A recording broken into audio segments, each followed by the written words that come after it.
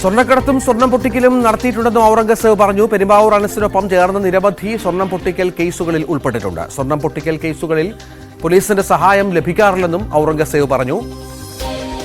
Tom Kuriakose വിവരങ്ങൾ പങ്കുവെക്കും. Tom, ഇതിപ്പോൾ ഈ ഗുണ്ടാ സംഘങ്ങൾ തമ്മിലുള്ള ഒരു നെക്സസ് ഉണ്ട്, നമുക്കറിയാം പല കാര്യങ്ങളിലും. പരസ്പരം ആരോപണങ്ങളും പ്രത്യാരോപണങ്ങളും ഒക്കെ സംഭവിക്കാറുമുണ്ട്. ഇപ്പോൾ ഇത്തരം ഈ സംഭവത്തിന് പിന്നിൽ, ഈ സ്വർണം പൊട്ടിക്കലുമായി ബന്ധപ്പെട്ടുള്ള ഔറംഗസേബിന്റെ പുതിയ വാദത്തിന് പിന്നിൽ എന്താണ്? ഇതിവർ തമ്മിലുള്ള എന്തെങ്കിലും അഭിപ്രായ വ്യത്യാസം, നേരത്തെ ഒരു സംഘാംഗങ്ങളായി നിന്ന ആളുകൾ തമ്മിൽ പലപ്പോഴും പല വിഷയങ്ങളിലും വീതവെപ്പിന്റെ കാര്യത്തിലൊക്കെ പ്രശ്നങ്ങൾ ഉണ്ടാകാം.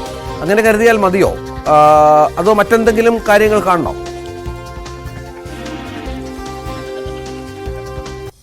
രഞ്ജിത്ത്, PV അൻവർ MLA ആരോപണത്തിന് പിന്നാലെയാണ് ഈ സ്വർണം പൊട്ടിക്കൽ, സ്വർണ്ണക്കടത്ത് കേസുകൾ വീണ്ടും ചർച്ചയായത്. അതിനുശേഷം, അതായത് ഏതാനും ദിവസങ്ങൾക്ക് മുൻപ് ഈ രാമനാട്ടുകര വാഹന അപകട കേസുമായി ബന്ധപ്പെട്ട് PV അൻവർ MLA ചില ഗുരുതരമായ വെളിപ്പെടുത്തലുകൾ, ആരോപണങ്ങൾ ഉന്നയിച്ചിരുന്നു. പോലീസ് ഈ രാമനാട്ടുകര വാഹന അപകട കേസ് അട്ടിമറിക്കാൻ പോലീസിന്റെ ഭാഗത്തുനിന്ന് ശ്രമമുണ്ടായി. അതും അന്നത്തെ മലപ്പുറം SP ഇത്തരം ചില നീക്കങ്ങൾ നടത്തി.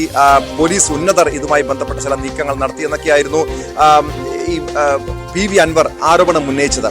എന്നാൽ ഇത് ശരിവെക്കുന്ന രീതിയിൽ കഴിഞ്ഞ ദിവസം ഒരു ചാനലിന് നൽകിയ അഭിമുഖത്തിൽ ഈ രാമനാട്ടുകര വാഹനാപകട കേസിലെ മുഖ്യ പ്രതിയായിട്ടുള്ള ചരൽ ഫൈസൽ, അതായത് ചെറുപ്പുളശ്ശേരി ഗുണ്ടാ സംഘത്തിൽപ്പെട്ട വ്യക്തിയാണ് ചരൽ ഫൈസൽ.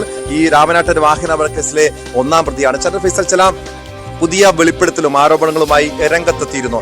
ഈ അമാന ഗ്രൂപ്പ്, അതായത് ദുബായ് കേന്ദ്രീകരിച്ച് പ്രവർത്തിക്കുന്ന അമാന ഗ്രൂപ്പാണ് ഈ രാമനാട്ടുകര വാഹനാപകട കേസിന് പിന്നിൽ.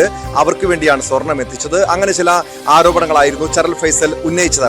എന്നാൽ ഇത് തള്ളിക്കൊണ്ടാണ് ഔറംഗസേബ്, കൊച്ചിയിലെ ഗുണ്ടാ നേതാവായിട്ടുള്ള ഔറംഗസേബ് ഇപ്പോൾ രംഗത്തെത്തിയിരിക്കുന്നത്. ഔറംഗസേബും ചരൽ ഫൈസലും വർഷങ്ങളായി ഗുണ്ടാ സംഘത്തിൽ ഒരുമിച്ച് പ്രവർത്തിച്ച വ്യക്തിയാണ്. അതായത് പെരുമ്പാവൂർ അനസിന്റെ കീഴിൽ പ്രവർത്തിച്ചിട്ടുള്ള വ്യക്തിയാണ്. ഈ പെരുമ്പാവൂർ അനസിനും ഔറംഗസേബിനും ഒക്കെ ചെറുപ്പുളശ്ശേരി കേന്ദ്രീകരിച്ച് ഒളിത്താവളം ഒരുക്കിയിട്ടുള്ള സംഘങ്ങളുണ്ട്, അതായത് ചെറുപ്പുളശ്ശേരി ഗ്യാങ്. ഈ ചെറുപ്പുളശ്ശേരി സംഘത്തിൽ ഉണ്ടായിരുന്ന ഒരു വ്യക്തി മാത്രമാണ് ഈ ചരൽ ഫൈസൽ. പക്ഷേ ഈ രാമനാട്ടുകര വാഹനാപകടത്തിന് പിന്നാലെയാണ് ചരൽ ഫൈസൽ എന്ന ഈ ഒരു ഗുണ്ടാ സംഘാംഗത്തിന്റെ പേര് ഉയർന്നു വന്നത്. അങ്ങനെ ഈ ചരൽ ഫൈസലിനെ ഈ രാമനാട്ടുകര വാഹനാപകട കേസിൽ ഒന്നാം പ്രതിയാക്കുന്നു.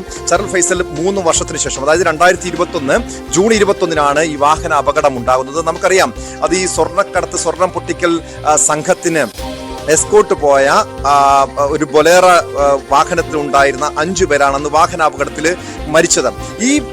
ഈ മരണം അത് ഒരു ദുരൂഹതയുണ്ട്. വാഹന അപകടമല്ല, കൊലപാതകമാണ്, കൊലപാതക സാധ്യതയുണ്ട് എന്നാണ് ചരൽ ഫൈസൽ പറഞ്ഞത്. പക്ഷേ ഈ മരിച്ച ആളുകളുമായി വലിയ ബന്ധമുള്ള വ്യക്തി കൂടിയാണ് ഔറംഗസേബ്. അതായത് ഔറംഗസേബിന്റെ സുഹൃത്തുക്കളാണ് ഈ മരിച്ചവർ.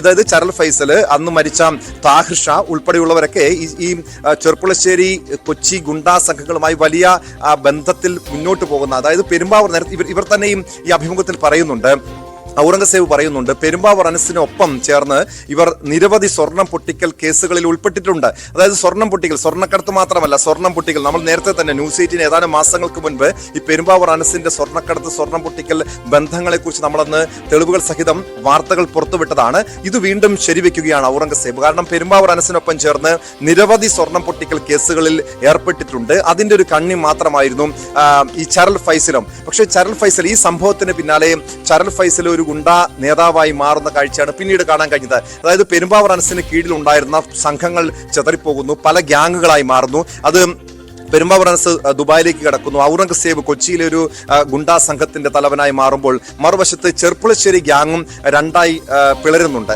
അതായത് ചെറുപ്പുളശ്ശേരി ഗ്യാങ് യഥാർത്ഥത്തിൽ അമീർ എന്ന ചെറുപ്പുളശ്ശേരി സ്വദേശിയായിട്ടുള്ള അമീറിന്റെ കീഴിലായിരുന്നു ഈ ചെറുപ്പുളശ്ശേരി ഗുണ്ടാ ഗ്യാങ് രൂപപ്പെട്ടു വന്നതെങ്കിൽ പിന്നീട് ചെറുപ്പുളശ്ശേരി ഗ്യാങ്ങിൽ നിന്നും ഈ ചരൽ ഫൈസൽ മാറി. ചരൽ ഫൈസൽ സ്വന്തം ഒരു ഗ്രൂപ്പിനെ അവിടെ രൂപീകരിക്കുന്നു. അങ്ങനെ അവർ നിരവധി ക്രിമിനൽ പ്രവർത്തനങ്ങളിൽ ഏർപ്പെടുന്നു. സ്വർണം പൊട്ടിക്കലും സ്വർണ്ണക്കടത്തുമൊക്കെ ഈ ചെറുപ്പുളശ്ശേരി കേന്ദ്രീകരിച്ചുള്ള ഈ ഗുണ്ടാ സംഘങ്ങളുടെ പ്രധാനപ്പെട്ട പരിപാടിയാണ്. പക്ഷെ എന്തുകൊണ്ടാണ് ഈ 3 വർഷത്തിന് ശേഷം ഇപ്പോൾ ഈ ചരൽ ഫൈസൽ ഇത്തരം ഒരു വെളിപ്പെടുത്തലുമായി രംഗത്തെത്തിയതെന്നാണ് ഔറംഗസേബ് ചോദിക്കുന്നത്. അതിന് പിന്നിൽ പല ലക്ഷ്യങ്ങളും ഉണ്ടാകാം, ചില രാഷ്ട്രീയ ഇടപെടൽ ഉണ്ടാകാം. PV അൻവറിന്റെ നിർദ്ദേശപ്രകാരമാണോ അല്ലെങ്കിൽ അത്തരമൊരു ഗൂഢാലോചന ഈ ചരൽ ഫൈസലിന്റെ ആരോപണത്തിന് പിന്നിലുണ്ടോ എന്നാണ് ഔറംഗസേബ് ചോദിക്കുന്നത്. അതോടൊപ്പം സാമ്പത്തികമായ നേട്ടമുണ്ടാകും. കാരണം അന്ന് ഈ ചരൽ ഫൈസൽ പറയുന്ന കാര്യമുണ്ട്, ഈ വാഹനാപകടത്തിന് തൊട്ടു പിന്നാലെ ഏതാനും ദിവസങ്ങൾക്ക് ശേഷം അമാന ഗ്രൂപ്പിന്റേതെന്ന പേരിൽ ഒരു സംഘം അവിടെ എത്തുന്നു. അതിനുശേഷം ഈ മരിച്ച 5 കുടുംബങ്ങൾക്കും 5 ലക്ഷം രൂപ ഇവർ നൽകുന്നു. അന്നത്തെ പ്രതികൾക്ക് പണം നൽകുന്നു.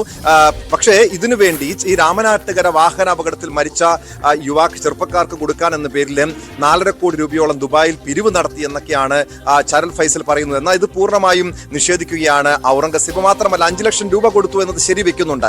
പക്ഷേ ഈ ചരൽ ഫൈസൽ ഉൾപ്പെടെയുള്ള പ്രതികൾക്ക് അന്ന് ഈ സംഘങ്ങൾ ഈ സ്വർണ്ണക്കടത്ത് സംഘങ്ങൾ പണം കൊടുത്തു. ഇപ്പോൾ വീണ്ടും പണം ആവശ്യവുമായി രംഗത്തെത്തുകയാണ്. ആരോ അതിന് പിന്നിലുണ്ട്. ഈ ചരൽ ഫൈസിന് പിന്നിൽ ആരോ ഉണ്ട്.